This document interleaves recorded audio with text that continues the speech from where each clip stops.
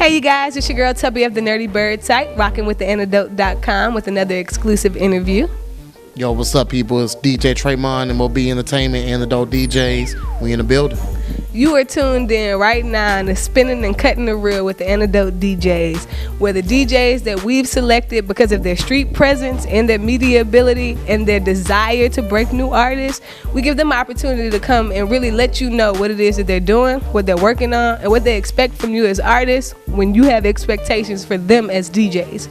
So DJ Tremon, we'll kind of start with your background story here briefly. I'll kind of let everybody know who you are, where you're from, and how you got into music from the beginning. Yeah, I was born and raised right here in Baton Rouge, but I actually started DJing because my cousin's in New Orleans. Nice. So I was raised back and forth between here and uptown New Orleans. So some DJs out there, uptown, block parties, Super Sundays. One time my cousins, Arthur Jr. and Arnold, they twins that actually DJed. So nice. That's what influenced me. So when I started DJing professionally, I was about 17 years old, Baton Rouge High, doing all the Sweet 16 birthday parties, all them girls out there. And then shortly into that, my 18th birthday was the first real event that I put on for my birthday party, but it was actually a big party at the ballroom at the Crown Plaza Hotel, used to be the Radisson. Very nice. So I've been throwing parties and doing events actually since 2003. I just happen to DJ too. So we do it all. Like I said, I DJ. I've been a little bit everywhere from strip clubs to concerts to wherever, in town, out of town, and we still rocking. And I'm putting on events. I do mixtapes. Very nice. Break a lot of local artists, and I'm a driving force for some of the artists that are still buzzing and still really booming, and actually regionally and nationally now too. So very nice. Just trying to put on. Knowing that music kind of started within the home, you said you had a lot of influences from family members out in New Orleans. And if you're not from Louisiana, I'll just briefly say, when you think about music as a culture, New Orleans is a place that never sleeps. It's vibrant. You get all the different aspects of music in so many different ways that it's presented. So I think it's really cool that you have that background where you have the calmness of Baton Rouge with the hyper music, but you still have that authenticness of New Orleans where you have jazz, you have blues, you have hip hop, and the dynamics are there. So coming into those DJing days where you are younger and you're kind of getting your feet set, who do you feel, or what do you feel, what event or what artist do you feel really kind of jump started your career where you're like, okay, I'm serious now, this is what I'm trying to do? And how did you kind of move from there? Yeah, just as a DJ, it just came from family, and my family influenced me. My parents actually had a lot of parties at the house for all the holidays. Everybody's coming to my parents' house. So right. They had the music going, and I started controlling the music. I was 7, 8 years old. And Frankie Beverly, the Michael Jackson, and I'm real big on my old school music, so I do it all. So it's not just hip hop and R&B. Right. I'm big on the old school R&B, the soul, the blues, and everything. That's just where I started. So it just influenced me because I like rocking parties. So nice. Seeing all the reactions when people, you play that hot song or that song they haven't heard in forever, and just understand the timing, and that's something I always understood as a kid. So it's something I still do today, and always try to keep everything I do high energy. Like I said, it's my people in New Orleans, there's always energy. DJing the block parties out there from Mardi Gras and everywhere else as I've been doing as a kid. So it just comes natural. Nice, very nice.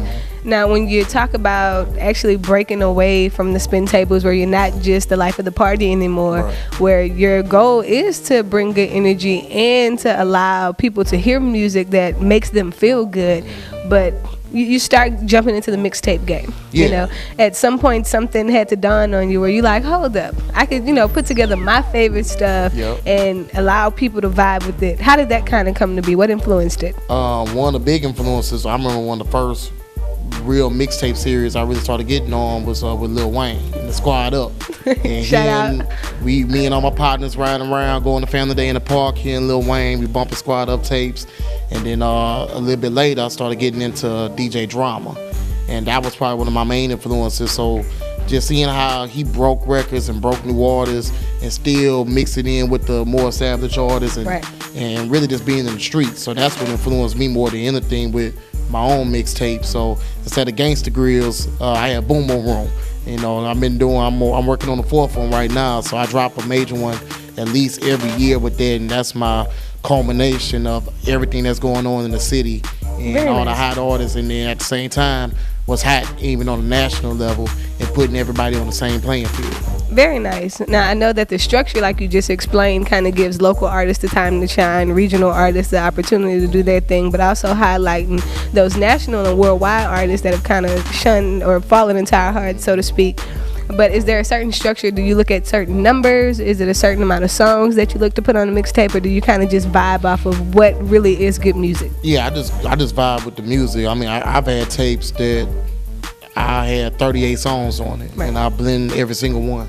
And just with national music, what I like to do, because sometimes being at the bottom of the map, we're kind of slow sometimes to Right. what's going on in the rest of the country. So I always pride myself on being the one that's breaking a new artist, a new music. Well, I know I got DJ friends all over the country, so I know what's popping in the A, or I know what's popping or right this down the street in Houston. Right, and before it I'll starts put it getting on the tape out here, then everybody start bumping, and I actually playing in the club. So if it's really hot, you know, the people always gonna respond well to it. It's really good music, and that's Right. what people gotta understand. You know, so that's what I like to do with my tapes. And like I said, at the same time, put local artists on that same playing field. So you might hear a Future song, then you might turn around and hear your partner from right down the street. Right around the corner. And it might be on a similar tempo or whatever, and I blend it in, and I love to do that. You like to vibe it. I think it's important too. A lot of DJs, they more so focus on what they find to be popular for the sake of being able to say they're the best DJ. Right. I like the fact that you're able to take things that are newly implemented and say, okay, this sounds well together. Let me give him an opportunity, because everybody knows this song. And as I blend it, I'm going to give them an opportunity to kind of hear him for who he is, and let them know that's like the same quality of music. If you like this song, you know, you should like this song too. And I think that's really important. You know, I think that's dope. It's confidence. Like, a lot of people don't have the confidence to break some records like I do. Like, anybody can play a record at 9 o'clock when nobody's really in the club, or and all that, or at the very, very end when everybody's kind of gone. In the beginning when they're coming in. Yeah, but I'll break that record in the hottest time at 12 o'clock if I really believe in it. It's really, really, really hot. Right. And I'll throw it on there, because that's how you really break the music at the end of the day. People got to hear it. Very nice. Now, I know brand-wise, now I'll kind of let you tell everybody about it. You can kind of introduce it, tell them how it got started. Yeah. I know you pride yourself on being a platform in the community where people can come to you and say, hey, I have this music, what do you think? How did the whole brand come about? When did you decide it's time for a brand? Yeah. This is what my brand is going to be, and this is why. Yeah, my brand is MOB. It stands for My Own Boss. It's something that me and actually my cousin, Young B, MOB, watch out for him. He got a banger coming. He just shot the video for Visuals by Coco, where the tabs at. So we Shout out to started. Coco. Oh yeah, that's the homie. So My Own Boss is something that actually started from my dad. He's a barber. Also, I'm a barber. I'm a licensed master barber also. So I remember one day he told me, he said, Trey, whatever you do, you got to be your own boss. And I was like 11 years old. So when it came down to what I wanted to name my brand, it was just stuck in my head, and I didn't even realize till years later. I said, I really got that from him. Right. Dad You put know, that in my head a long time ago. Exactly. So just being your own boss and being independent, and even if you work a job or whatever you got going on, I always had that mindset that this is gonna be mine. Just take control of it. So I do the same thing with my music and my mixtapes and all the artists that I push, and any event that I push is always gonna have MOB somewhere on it, on a flyer. It might be on the people's T-shirts. You never know. And it's just something, like I said, we really stood for it, and we really like, and everybody else caught on to it. So you can see a lot of different people around the city wearing the MOB hoodies or MOB T-shirts, and these are people that are directly connected to me, especially a lot of business owners. Very nice. And a lot of different high people that just believe in being confident, believe in being themselves and working for themselves and helping other people. And that's what Positive MOB support. is. Yeah. That's what's up. I love the whole concept behind MOB. I love the fact that it means something to you personally. You know, it's not just something that dawned on you off the top of your head. Right. It was actually a life lesson that your dad was able to give you. And I think that's important too, because it'll allow you to continue to push your brand, because it's bigger than just entertainment. It's bigger than Right. just music. It's self-sustaining. It's being able to survive within yourself, within your person, and not need to look for anyone else unless you want to, you know. And I think that's so important. Now, with the MOB brand, knowing that you do host a lot of events, you do mixtapes, you are breaking artists, you are open to new music.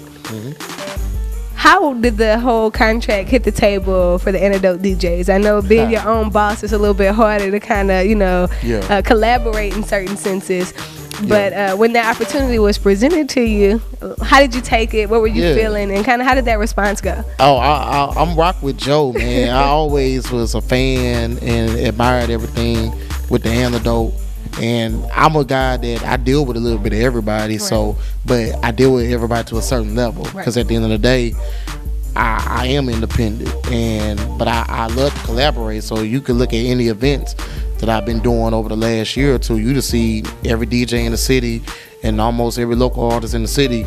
I've touched them in some form or fashion, and they're rocking at my shows. Very nice. They're rocking at my events. So when Joe hollered at me about it, I kind of had to think about it for a second. Like, hold on, what exactly do you mean, man? Antidote DJs and all that, because I'm not a part of any DJ groups. One time for the DJ groups is all good, but I've been all about MOB since I started, and I'm not always the person that a lot of people call for panels and all that good stuff. But at the end of the day, everybody that you see out here in some form or fashion, I've dealt with them, and I've been out here doing it for years. So your resume is so I rock with him, and I really like what he's doing. And once he explained the vision to me, and at the end of the day, I knew what I can add to it, and I definitely saw what he can add for my brand and everything that's going on. So I just say it's a go. It's a new year, and I like trying new things, that's one of the biggest things I learned, because I had to do it. I was forced to be uncomfortable, and it seemed like whenever I got uncomfortable, it was a level up. So I'm comfortable with being uncomfortable. That's one time me and my dog Easy always say, once you be comfortable being uncomfortable, you can move anywhere, and you can rock anywhere. You can do what you do and just be yourself. That's what's up. And the reason why I asked, I know a lot of people are starting to see that the Antidote DJs are growing, every couple of weeks, if not every couple of months. We have new DJs being inducted into the organization. And I don't want people to think that this isn't like a real process. The committee kind of sits down and we pay attention to what these DJs are doing, how they're moving, how they're handling certain situations. And it's a big deal. So we do appreciate the fact that, when you're presented that, you're like, okay, this is what's up. This is how we're handling this, because not only am I able to break records, but now I'm a part of a media outlet that gives me the opportunity to break records in the street and then bring them back for national viewing, for local viewing, for worldwide viewing. And I think that's so dope. So again, shout out to the Antidote DJs. We do appreciate y'all for everything that y'all are doing. Definitely. We work really, really hard to make sure we're able to support the things you're doing, because you support us. All love, all family. Once you're in the family, the only thing that can put you out is yourself. Straight like that. That's what's up. Now, again, I know that the new mixtape, we'll touch on it. I know you're excited about it. I am. How's that going? The work artists that you plan on featuring, without giving away too much, you know what I'm saying? What's going on with the new mixtape? It's something that I've been doing for about the last couple of years, compared to my Boomer Room mixtapes and Trippy Tuesday and Trapping on a Monday and SNL. Those were more for my events that I started, and with Hottest in the City is literally the hottest in the city. So I leave it open. I post people. I just say, hey, you want to jump on the tape? DM me for info. I let them know what the business is, and it's that simple. And I put them on the tape. Very nice. And I leave it wide open for anybody. So it's a lot of people that are strangers to me, and a lot of these guys are just getting started out, and they got hot music. And that's just the way that I like to introduce people, and I put it on something that you can actually see. So I put them on a mixtape. I throw them in there right next to the other hottest in the city that have been established with the Spitters and the Boosies of the world and the Young Boys now and all that. Now your song is on there too, and people can judge it for themselves. And I'm excited about it. Some of the artists, some of these guys' tapes that I'm hosting, I'll definitely feature their music. One time my dog Boss Man Dre, Shout I out see y'all to my covering my dog. That's the homie. I definitely got a banger with him on there. I got my dog Beretta Bread, man. My people at the Bread House the Bread Factory. You already know what it is. I got Young B, new banger on there. It's MOB. I got a little bit of everybody. My dog JT, OMG, the OMG gang. He just got with me. My dog Authentic, Glover Music Records, Bolo.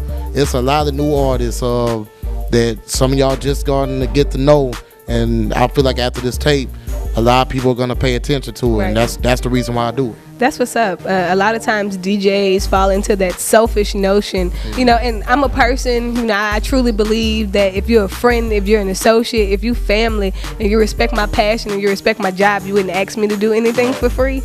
But I think a lot of DJs kind of get stuck in that selfish mentality where it's like, oh, yeah, I play your music. How much you gonna pay me? Right. You know what I'm saying? I think it gives a very ugly characteristic and stereotypical notion to DJs that do say, yeah, I want to get paid. And I'm not doing this for free, but at the same time, I'm doing this because I love music. Exactly. And I love the passion and the drive behind the artists that are making good music. So I think it's important, like you said, to combine those people that are already buzzing a little bit, where it's kind of like, hey, I can't sleep on Boosie. He been around too long. His music too good. But then again, it's little Peter from up the street. Peter got bars, you know. I didn't know Peter had bars like that until I hear him mixed into this track where he like sound like Boosie for a second. And the female artist. So like I rock with the female artist. So like my girl Viper, I got her on the tape. It's already locked in. I got a few female artists that I like to break because females like to take care of their business. Yeah. And I always respect that. So it's just like, you know, artists got to understand, you're not the only rapper in the world. Right. Especially in Baton Rouge. It's 100,000 of y'all. So what's going to separate you from everybody else? Because I can't play everybody's music. And I'm going to drop this on y'all. This some exclusive for the Antidote. It's hot take. I'm going to tell y'all this, and some people might get mad at me. A lot of club owners don't like DJs breaking new records. So understand it. Like, I fought for a lot of y'all rappers, and I still do, because everywhere I went, sometimes the club owners like, man, what is that, man? What is random stuff you playing? Right. At the end of the day, after people got the business clear with me, at the end of the day, you got the business clear with me, I'm going to do what I say I'm going to do. Exactly. You know, but it's not the easiest game to break it. And that's why I always tell artists, you got to make sure your music is on point. Right. Because when it's really hot and the crowd vibing, you got to give us something to make a move. I'm a DJ. I don't need nothing for you just to ride around and tell stories to them. That's cool and all, too. I love good music, but when you talking about breaking records in the club, you gotta make the people move, dog. At the end of the day, so that's what it is. Like, that's real talk, and I'ma still do it. And now I'm in a position where it doesn't matter. I'm actually controlling my own situations. Nobody gonna tell me nothing about my music because I'm the one controlling it. I'm the one throwing the party now. Been together. So that's what I do. But yeah, Hottest in the City 3 is gonna be a major situation. We got some mixtape release parties. I might do more than one, more than likely. So yeah, make sure y'all stay tuned for that. And all these artists that are on the tape, they will be performing, so you'll be able to see them live, and we'll be able to find out who really go hard. You know. Very nice. I'm looking forward to it. Y'all know I'm all about supporting new artists, especially the ones that are actually passionate and are putting each foot forward to make progress. It's important that we do support each other. You know what I'm saying? Now, mixtape aside, again, event-wise, you do a lot of events. I know a lot of DJs have a protocol for how they prefer to be approached. And I want to touch bases on this because I find that a lot of new artists don't understand the business of what's going on. They just enjoy making the music. And when you approach a DJ in regards to music, I think a lot of time they do it like, oh, that's your job. You know what I'm saying? Like, you have to take this music. You should listen to it. You should play it because that's what you do. You're a DJ.